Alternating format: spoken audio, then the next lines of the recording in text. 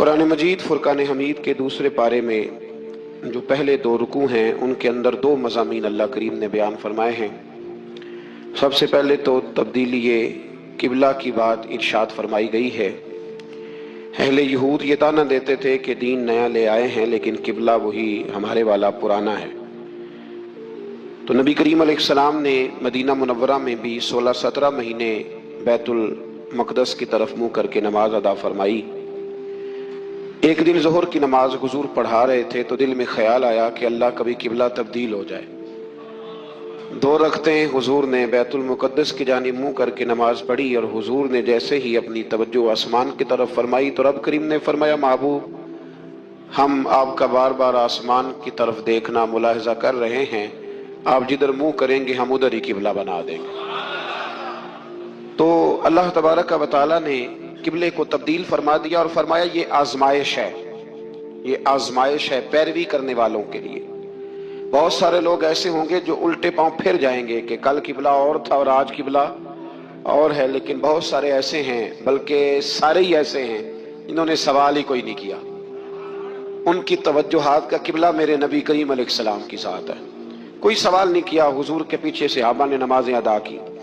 پھر انہی 2 رکوعوں کے اندر اللہ تبارک و تعالیٰ نے اس بات کی بھی وضاحت فرمائی کہ اب مسلمان جہاں کہیں سے بھی آئیں وہ اپنا رخ مسجد الحرام کی طرف کر لیں، بیت اللہ شریف کی طرف کر لیں اور اسی طرف منہ کر کے وہ نماز پڑھیں۔ اور انہی ابتدائی 2 رکوع جو ہیں ان کے اندر اللہ تعالیٰ نے یہ بھی بیان فرمایا کہ مسلمان درمیانی امت ہے، امت وسط ہے، اس کا ہر کام افراط و تفرید سے پاک ہے، یہ ہر کام میں معتدل ہے۔ اور اسی کے اندر اللہ نے یہ بھی بیان فرمایا کہ قیامت میں باقی جو ساری امتیں ہوں گی وہ سرے سے مکر ہی جائیں گی کہ ہمیں تو کسی نے تبلیغ کی نہیں،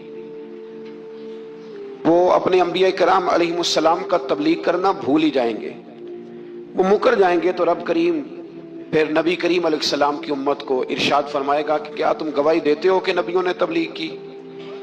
تو اللہ تبارک و تعالیٰ اس امت کے علماء کی، صلحاء کی، صوفیاء کی، اولیاء کی گواہی پرانے انبیاء کرام کے حق میں قبول فرمائے گا۔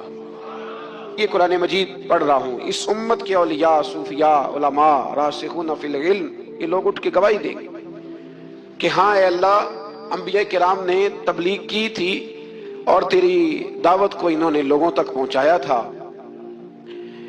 تو اس وقت باقی ساری قومیں یہ بھی اعتراض کریں گی کہ اللہ یہ تو بعد میں آئے تھے، انہیں کیسے پتا چلا کہ ہمارے انبیاء نے تبلیغ کی ہے؟ تو رب فرمائے گا ہاں بھی بتاؤ تمہیں کیسے پتا چلا؟ اور امت بول کے کہے گی ہمیں مدینے والے محبوب نے بتایا ہے، ہمیں نبی کریم نے بتایا ہے، شہداء علی الناس۔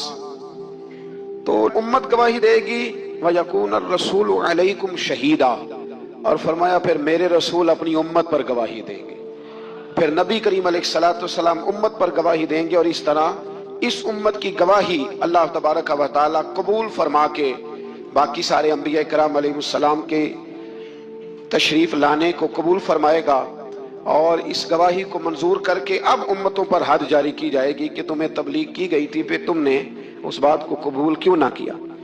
پھر جب ہم بڑھتے ہیں نا دوسرے سے تیسرے رکوع کی جانب، تو اس میں اللہ تبارک و تعالیٰ نے دوسرے رکوع سے پہلے ایک بڑا خوبصورت فرمان جو بڑا زبان زد خاص و عام ہے، ارشاد فرمایا فَاذْكُرُونِي أَذْكُرْكُمْ، تم مجھے یاد کرو میں تمہیں یاد کروں گا، وَاشْكُرُوا لِي وَلَا تَكْفُرُونَ، اور میرا شکریہ ادا کرو ناشکری نہ کرو۔ وہ پیر مہر علی شاہ صاحب، کتھے مہر علی، کتھے مہر علی، کتھے وہ پیر صاحب پاک پتن شریف تشریف لے گئے تو وہاں نعرہ لگ رہا تھا حق فرید یا فرید۔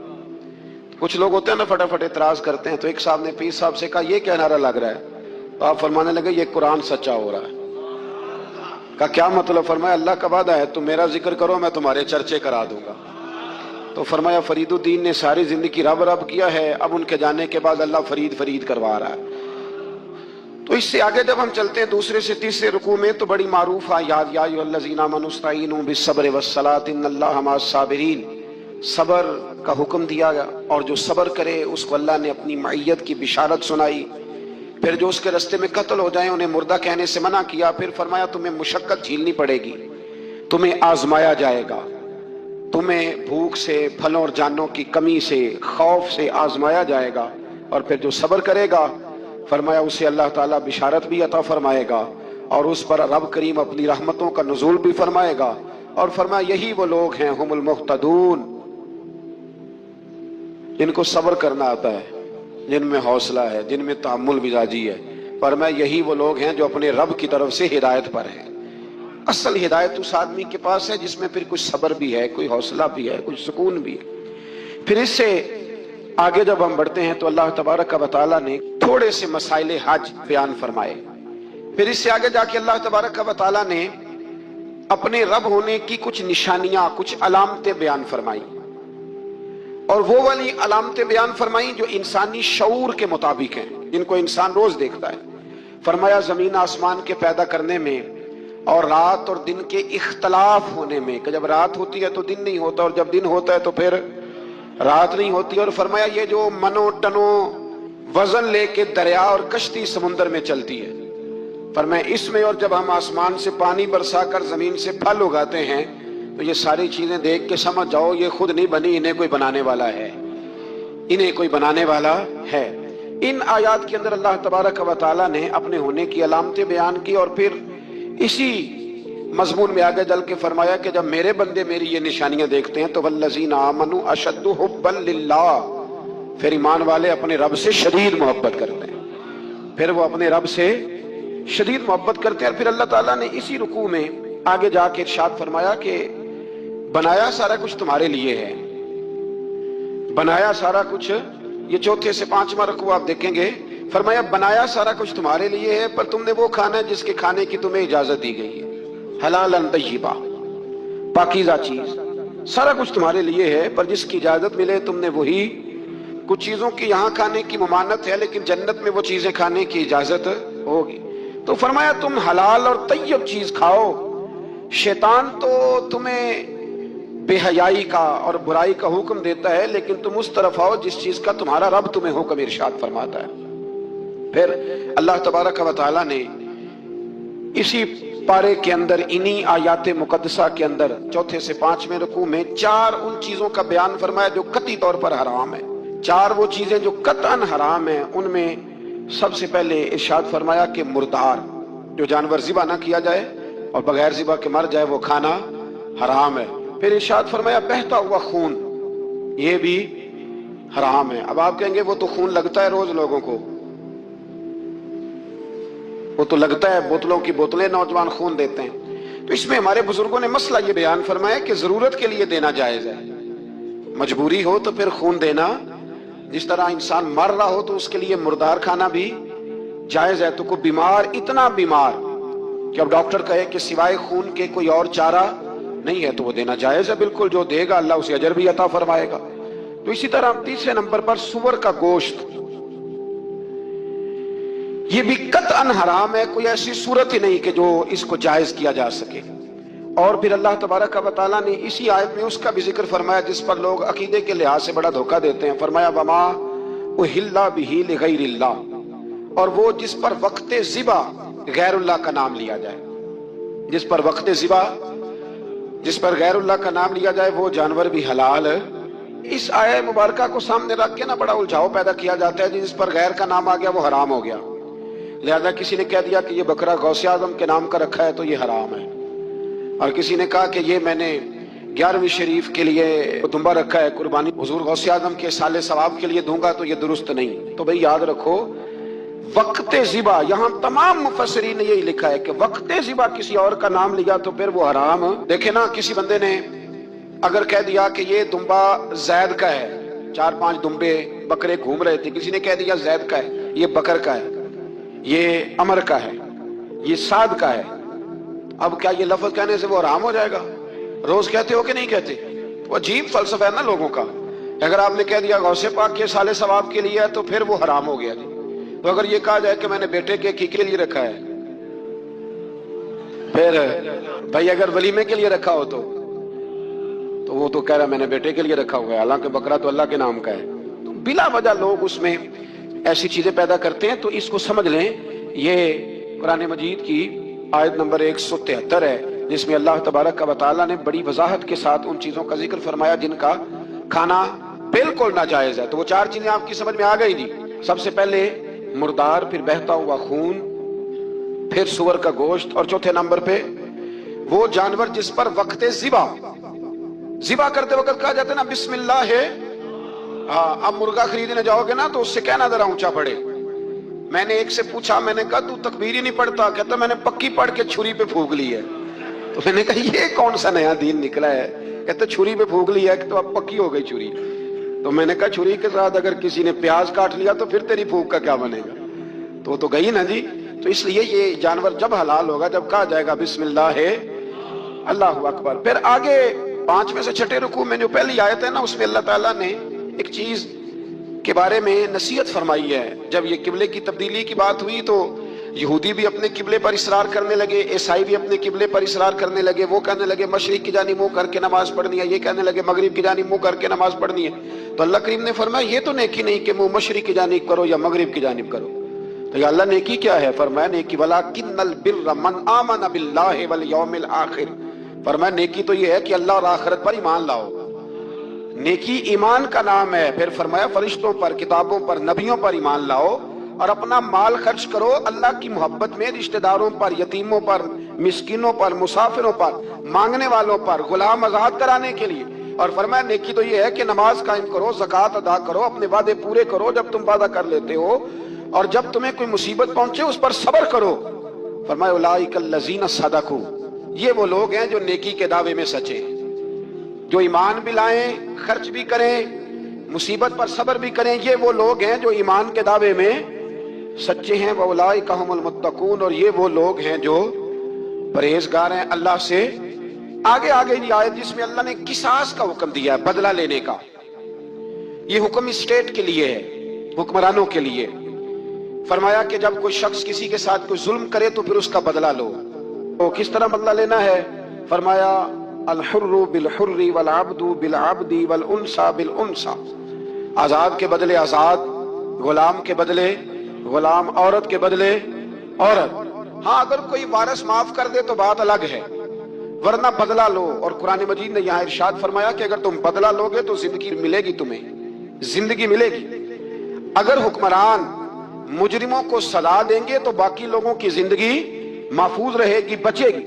حکم دیا گیا یہاں کہ بدلہ لیا جائے۔ پھر جب ہم 6 سے 7ویں رکوع کی طرف چلتے ہیں تو اس میں اللہ نے روزے کا حکم دیا، رمضان کی فضیلت بیان کی، اور ارشاد فرمایا گیا کہ جو روزہ نہ رکھ سکے وہ فدیۃ طعام مسکین، جو تو مریض ہو، بیمار ہو، وہ تو اتنے روزے جو ہے وہ اگلے دنوں میں رکھ لے۔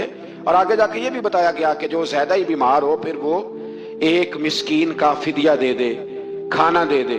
پھر اسی آیت کریمہ میں رب کریم نے فرمایا اگر تم مجھ سے دعا مانگو گے اسی رکوع میں تو فرمایا میں تمہاری دعاؤں کو بھی ضرور قبول کروں گا۔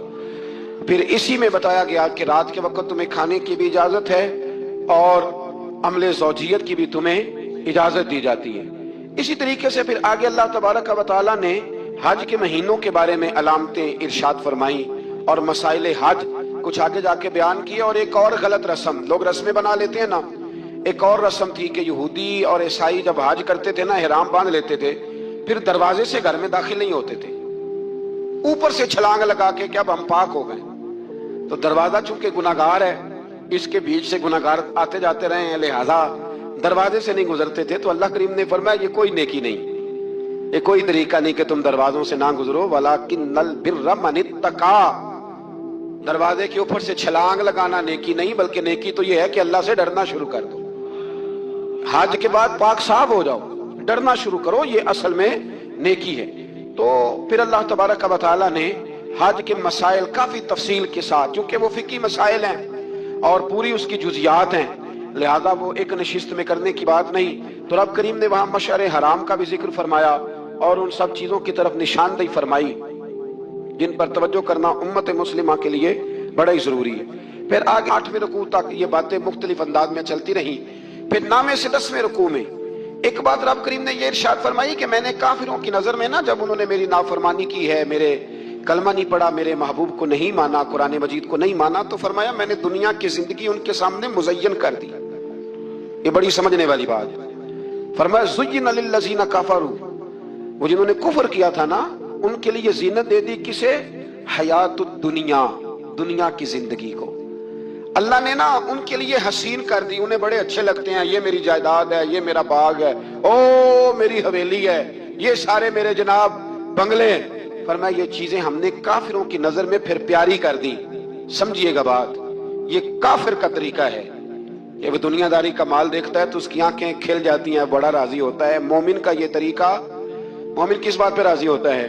اللہ تبارک و تعالیٰ کی رضا پہ مومن راضی ہوتا ہے۔ اس چیز کو اللہ کریم نے یہاں بیان فرمایا۔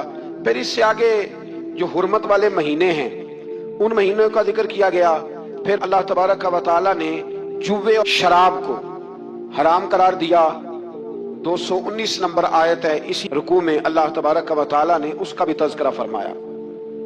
یہ تفصیل کے ساتھ تذکرے جاری رہے۔ پھر اسی طرح عورتوں کے جو حیض و نفاس کے مسائل ہیں ان کو بھی اللہ تبارک و تعالیٰ نے اسی پارے کے اندر بیان فرمایا۔ کچھ طلاق کے مسائل بھی اللہ کریم نے اسی پارے نام رکوع سے آگے جا کے ان ساری چیزوں کو اللہ کریم نے بیان فرمایا۔ پھر یہ بھی ارشاد فرمایا حیض و نفاس مسائل اور طلاق، ان ساری چیزوں کو بیان کرنے کے بعد فرمایا کہ ان کے مسائل گویا سیکھ لو، اس پر عمل کرو، اور فرمایا تلک حدود اللہ، یہ اللہ کی حدیں ہیں، فلا تعتدوها، اللہ کی حدوں سے آگے نہ گزرنا۔ یہ وہ باؤنڈری ہے جو اللہ نے بنائی ہے، یہ حکم وہ ہیں جو رب نے دیے ہیں، تو ان سے آگے نہ جانا۔ تو بالتفصیل ان ساری چیزوں کا یہاں بیان فرمایا گیا، اور وہ مسائل جو بڑی تیزی سے لوگ الجھا دیتے ہیں ان کا بھی اللہ کریم نے یہاں ذکر فرمایا۔ بیچ میں کچھ آیات ایسی ہیں جو زیادہ توجہ کے قابل ہیں، اور ہماری روزمرہ کی زندگی میں ہمیں ان کی بڑی اشد ضرورت ہے، جو اگرچہ مسائل فقہ تو نہیں لیکن ضرورت کے لحاظ سے، روزمرہ کے اخلاقی رویوں کے لحاظ سے اس کی بڑی ضرورت ہے۔ ان چند آیات کا بھی ہم نے انتخاب کیا، انشاءاللہ اس پر بھی کچھ بات کرتا ہوں۔ اس پارے کے آخر میں نا اللہ کریم نے ایک واقعہ بیان فرمایا ہے۔ اس میں اللہ تبارک و تعالیٰ نے نا بنی اسرائیل کا ایک واقعہ بڑی تفصیل کے ساتھ، اور وہ اس پارے کے اختتام پر عقیدے کے لحاظ سے، نظریے کے لحاظ سے، سمجھنے کے لحاظ سے بڑی اہم چیز ہے، اس پر ضرور غور فرمائیں۔ وہ یہ ہوا کہ بنی اسرائیل کے اندر ہمیشہ ایسے ہوتا تھا کہ اللہ تبارک و تعالیٰ ایک پیغمبر اور ایک بادشاہ، بنی اسرائیل کے اندر ہمیشہ نبی اور بادشاہ موجود رہتے تھے۔ ایک وقت ایسا آیا کہ بنی اسرائیل میں کوئی نبی نہیں تھے، اور بنی اسرائیل کا جو اپنا علاقہ تھا نا وہ ملک شام ہے، تو قوم عمالقہ ایک قوم تھی اور بڑے سخت گیر لوگ تھے۔ انہوں نے بنی اسرائیل والوں کے ساتھ لڑائی کی، جہاد کیا، اور انہیں ان کے علاقے سے نکال دیا۔ اور کچھ حضرت یوسف علیہ السلام کے زمانے میں ویسے بھی ایک بہت بڑی تعداد جا کے مصر میں آباد ہو گئی تھی۔ اب یہ ہوا کہ ان کے پاس کوئی بادشاہ نہیں ہے، یہ بار بار دعا کرتے ہیں، التجا کرتے ہیں، تو اللہ تعالیٰ نے ایک پیغمبر انہیں عطا کیے جن کے مختلف نام کتابوں میں ہیں۔ صدر الافاضل رحمۃ اللہ علیہ نے تفسیر خزائن العرفان کے اندر ان کا نام حضرت شمویل علیہ السلام لکھا ہے۔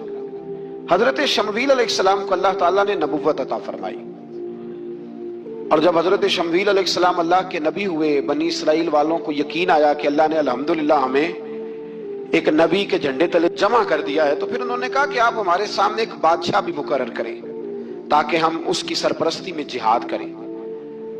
جب انہوں نے یہ بات کی تو اللہ تبارک و تعالیٰ نے حضرت شمویل علیہ السلام کے ذمے لگایا۔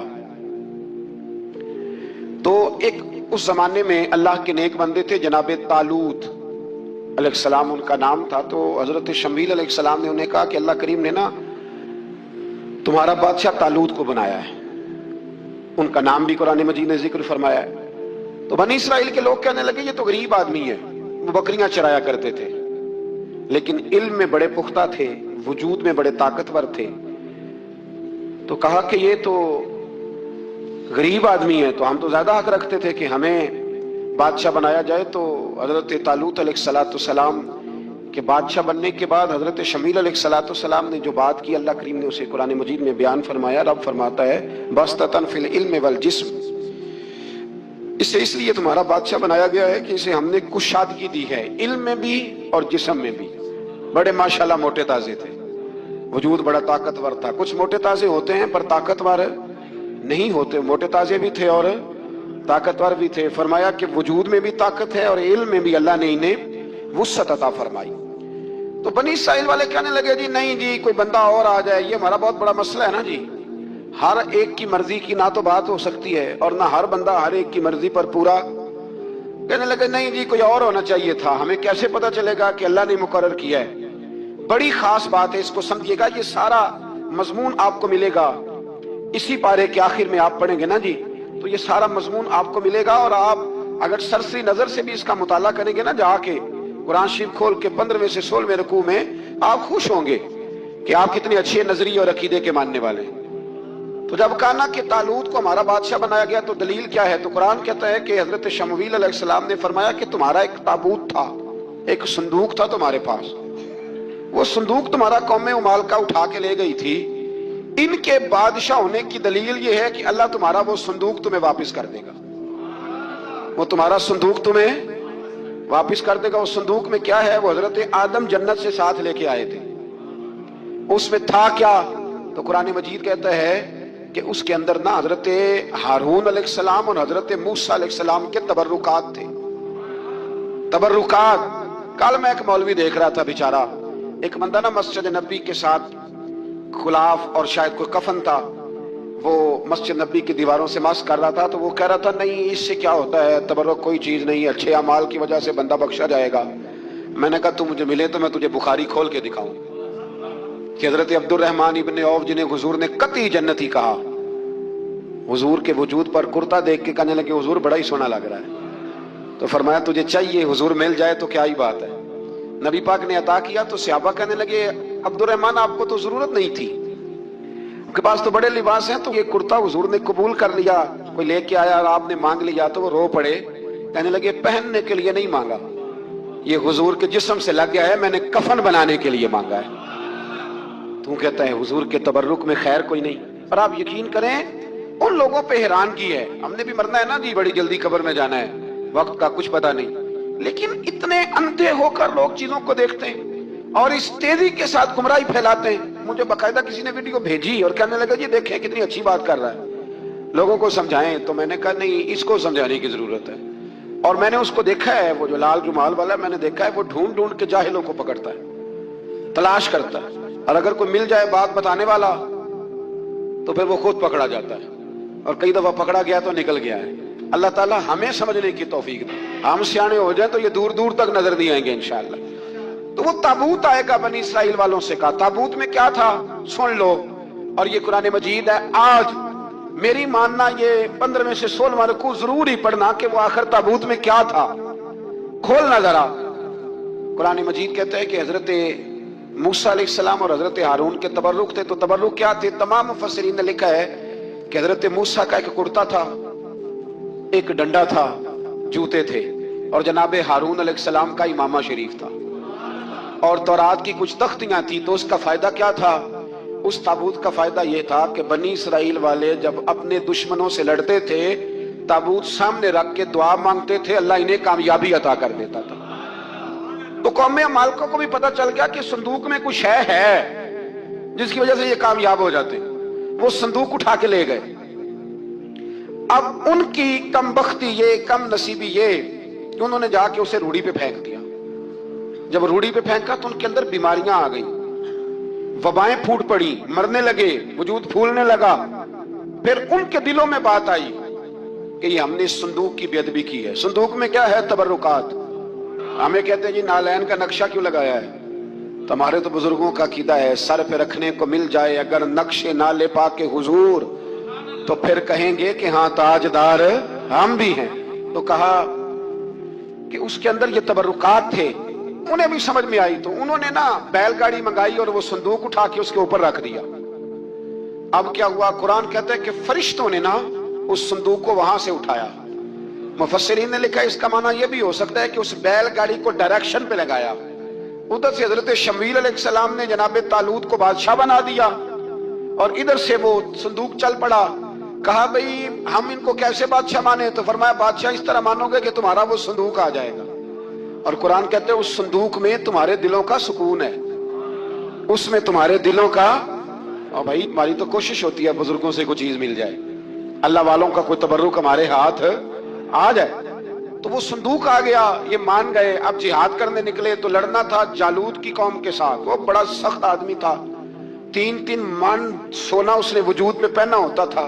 उसकी कौम से लड़ना है, टोपी बड़ी तगड़ी पहनी होती थी लोहे की। अब कौन लड़े?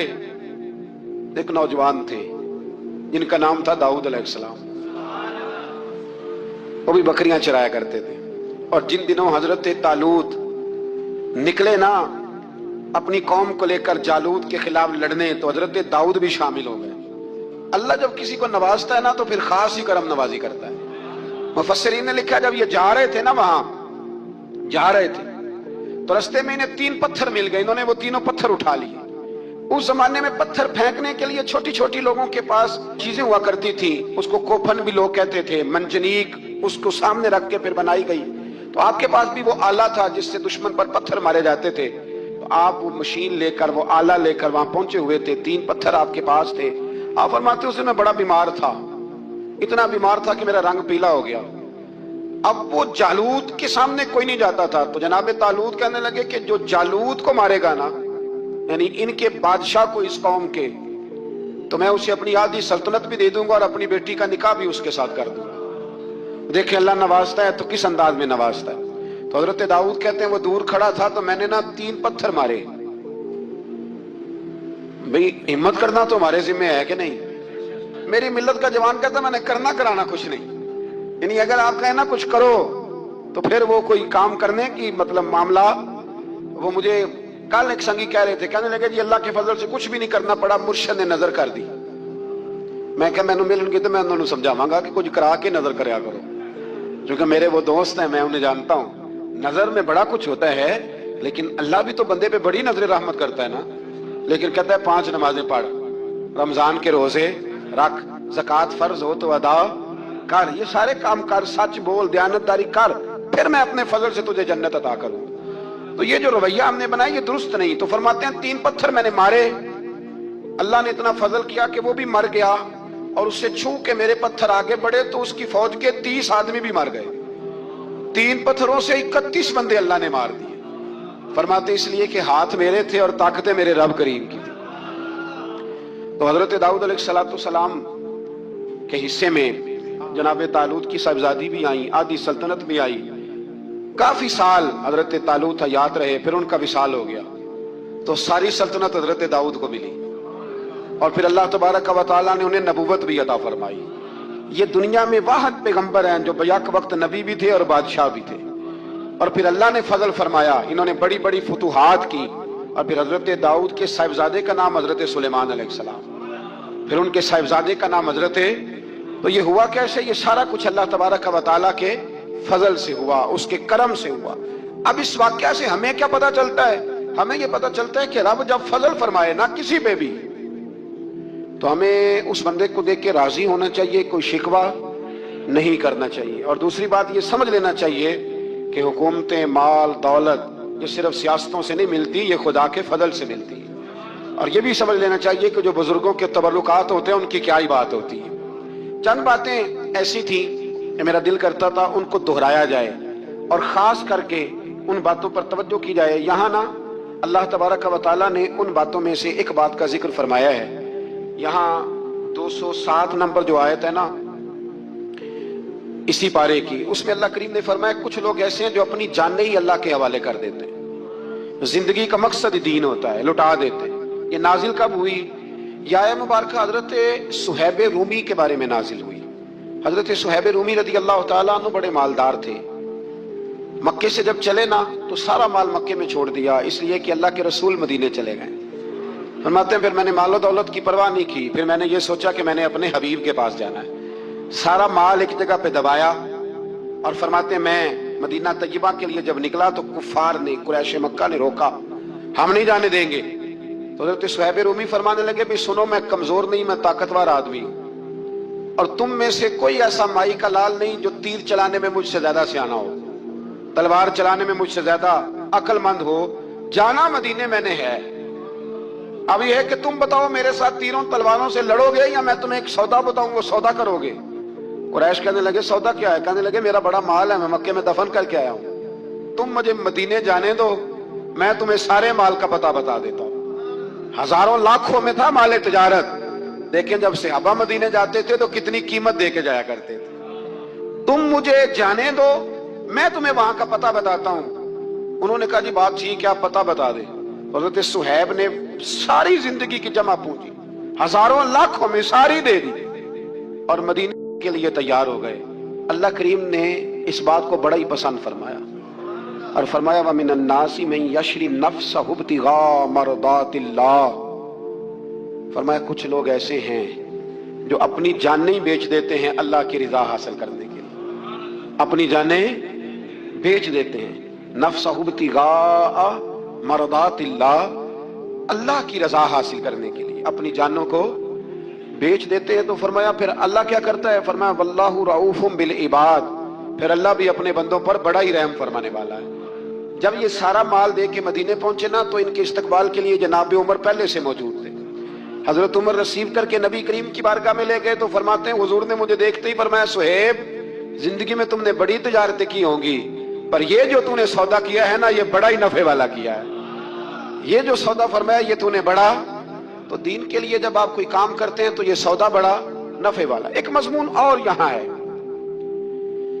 216 نمبر آیت میں، وہ بھی بڑا ہی سمجھنے والا ہے۔ اللہ کریم نے جب جہاد فرض کیا نا تو فرمایا کتب علیکم القتال، ہم نے تم پر قتل کرنا، قتال کرنا فرض کیا ہے۔ فرمایا ہو سکتا ہے تمہیں یہ کراہت محسوس ہو، مشکل لگے، برا لگے۔ ایک بات جو آج کی نصیحت ہے اور مضامین قرآن جو ہم سیکھ رہے ہیں اس کے اندر سے ہمیں یہ خاص چیز ہے جس کو سمجھنا چاہیے۔ اللہ کریم نے فرمایا کہ تم پر جہاد فرض کیا گیا ہے، وَهُوَ كُرْهٌ لَكُمْ، ہو سکتا ہے تمہیں ناپسند ہو، تو ایک نا ساری زندگی کے لیے ایک نصیحت کر دی۔ فرمایا وَعَسَىٰ أَن تَكْرَهُوا شَيْئًا، ہو سکتا ہے تم کسی چیز کو ناپسند کرو، وَهُوَ خَيْرٌ لَكُمْ، اور وہ تمہارے لیے اچھی ہو۔ اللہ اکبر، یہ وہ بات ہے اگر سمجھ میں آ گئی تو کلیجہ ٹھنڈا ہو گیا، زندگی سکون میں آ گئی۔ فرمایا ہو سکتا ہے تم کسی چیز کو ناپسند کرو اور وہ تمہارے لیے بہتر ہو۔ وَعَسَىٰ أَن تُحِبُّوا شَيْئًا، ہو سکتا ہے تم کسی چیز سے محبت کرو، وَهُوَ شَرٌّ لَكُمْ، اور وہ تمہارے لیے بری ہو، اچھی۔ بس میرے رب نے ایک بات مسلمان کو بتا دی تو جینے کے لیے بڑی کافی ہے۔ فرمایا تم میرے اور میرے رسول کے حکم پر چلو۔ کیوں؟ اس لیے کہ وَاللَّهُ يَعْلَمُ وَأَنْتُمْ لَا تَعْلَمُونَ، اللہ جانتا ہے تم نہیں جانتے۔ اللہ کے طریقوں کے مطابق، رسول اللہ کے بتائے ہوئے طریقوں کے مطابق چلو، اللہ جانتا ہے ہم جانتے نہیں۔ تو قرآن مجید کی اس نصیحت پر ضرور غور کریں۔ ایک شخص نے ایک دفعہ اپنی بیوی کی بڑی شکایتیں کی نبی کریم کی بارگاہ میں، تو رسول کریم علیہ السلام نے فرمایا ہو سکتا ہے اللہ تمہیں اس